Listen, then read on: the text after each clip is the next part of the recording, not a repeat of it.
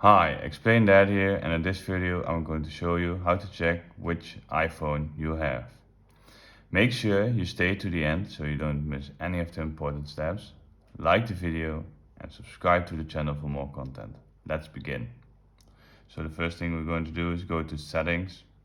If you want and can't find the settings app, just pull down the screen, put in settings, and then at the top you can select it, and then you will go to this screen.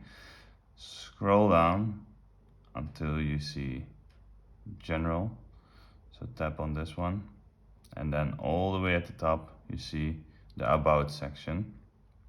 So you can press on this one, and here you can find which iPhone you have.